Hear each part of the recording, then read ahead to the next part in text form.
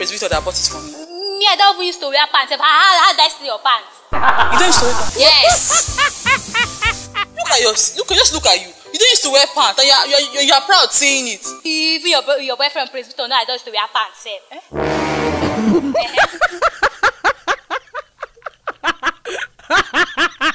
Say that thing again. I said Prince Victor, no, I don't used to wear pants. Praise! Good luck. Yes. Where's your uncle?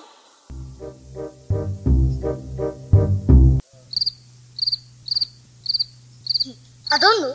Maybe he has disappeared to go and buy another customized pant for you. No! Since he's a professional pant buyer, let him be buying pants.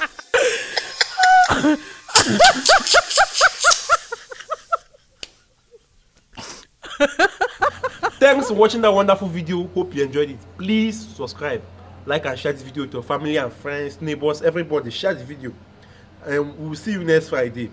Don't forget to subscribe and like it, to share it. Let me wash my mouth.